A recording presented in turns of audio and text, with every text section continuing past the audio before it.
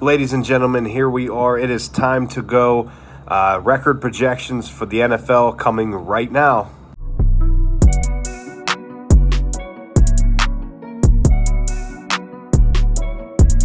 Welcome in, everybody. We're going to be doing the record projections for the AFC North. I'd like to welcome in my special guest, Carter. Thank you for joining today. We're going to do AFC North today, and I'll start it off. Starting off with the first, I have the Ravens winning the division, going 14-3. If you remember last season, down the stretch, their defense was 1 to 2 ranked in the league. The tandems they have on defense are just basically unmatched, and Lamar in the regular season is crazy good.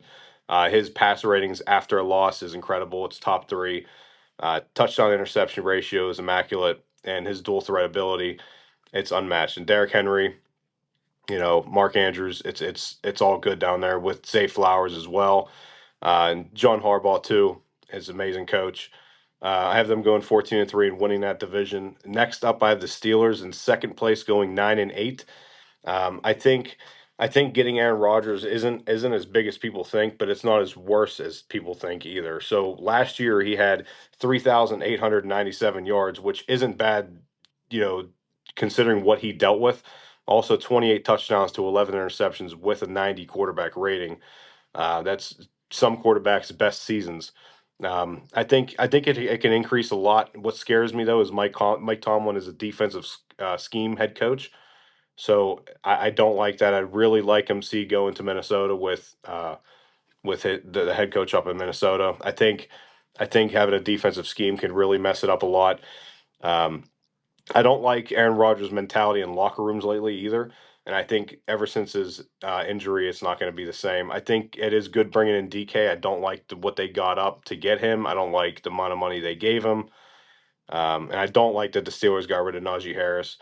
So I'm going to have them at 9-8. I wouldn't be shocked if they went 10 wins, but I think they're worse off this year than they were last year, needless to say. And third place, I have the Bengals going 8-9. What scares me a lot with the Bengals, I really do think that they're wasting Joe Burrow's talent here. Just like a lot of quarterbacks around the league, they're sticking around, and you know, I don't think I think they have a really good receiving core with T. Higgins, Jamar Chase, and Joe Burrow. I think they're a really good trio, but I think a lot of it's getting wasted over in Cincinnati. And I just, especially if they start out slow like they usually do, there's been many years consistently where they started out 0-3, 1-4, and if they do that, it's going to be a hell of a time to get back into winning tree. So I have them finishing 8-9 in third place. And as far as the Cleveland Browns, they're actually the only team I do not have winning one game. Um, I don't like that they picked Shador that late. If he went that late, I wouldn't have picked him. Joe Flacco, I do like, but he's a turnover machine. He's a gunslinger. I really don't like the Browns. I don't think they can do anything good, and their schedule's kind of difficult. I'm not really liking the Browns this year, especially in that division too. Myles Garrett, they paid him way too much money. I mean, they had to, but and they still are under that contract with Deshaun Watson, which is a catastrophe. I think their front office is terrible. I think from just top to bottom, it's just bad. Kevin Stefanski is probably the only thing holding that thing together. But as of right now, that's my AFC prediction. What about you, Carter? So for me, I have the Bengals winning the division at 13-4. So I feel like even though, like you're saying, they start often like 1-4, 0-3. Hmm. There's like, in my opinion, I feel like this might be their comeback season because they have tons of talent. Joe Burrow, T. Higgins, Jamar Chase. Even though it was wasted the past couple seasons, that talent is still there. So that's why I think they could pull it together. And then number 2, I have the Ravens at 12-5. Again, I feel like they have the talent, Lamar Jackson, so on and so forth. And I just feel like the Bengals might have that like one up this season. Yeah. Number 3, I have the Steelers at 6-10. Again, like you were saying, that addition of Aaron Rodgers and stuff. But yeah, I feel like they don't have a good receiving core, so I feel like that might be what's bringing them down this season. And honestly, I don't think they have a potential to win more than 6 games. Oh, 6-11. I'm sorry. And then number 4 have the Browns at 3-14. Uh, again, like Deshaun Watson, he's not in this season, and regardless of who's starting, they even though Joe Flacco, even if he is starting, he might not be like a regular starter anymore. That might be what brings them down because he hasn't started in a like been a consistent starter in a long time. Anyways, he's started recently. Mhm. But yeah, I feel like Joe Flacco is Joe Flacco. They've won games with him before, Oh yeah, and yeah, I feel like they're able to win at least. yeah.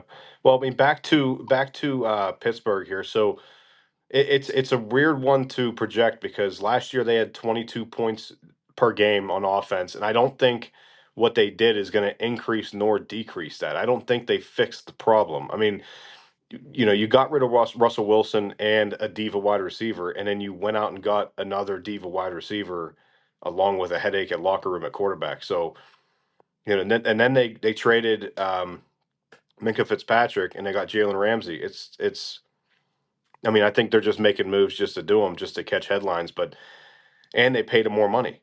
So I don't know where they're improving what they're doing. I know that they paid TJ Watt, which is good, but in their defense, their defense is like the only thing holding them down. And if you look across the board, I mean, Baltimore, Cincinnati, when they can blow out teams, the Rams, like all these teams that are good, Kansas City, they all do not pay defense. And I think Pittsburgh has led, if not top three in defense spending the last 5 years. And I think that's a huge issue, especially when you want to be consistent on one side of the ball, especially offense. It's switched to an offensive league, and I don't think what they did fixed any of their problems. Right. And back to like the Ravens were third in the AFC in points per game. They had 518 points last season, a little over 30 points per game, and they finished 12-5. They were first in the AFC North, and I think they only got better.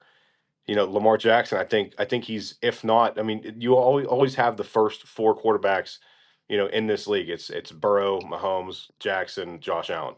That's the four. And as long as you have one of them at quarterback, I think you're winning the division. No matter which division you're in, if you have one of those four, you're gonna win the division. But Burrow is the only exception because I think the defense is so atrocious for the Bengals, and they're still dealing with Trey Hendrickson problems. Zach Taylor, he's more of an offensive scheme, but I think the offense is only holding them up too. But if they have rocky starts again, I think it can really impact the length of that schedule because if they start out like I said 0-3, I think it's going to be a really, really tough to fight back and try and make a playoff push, especially in this division.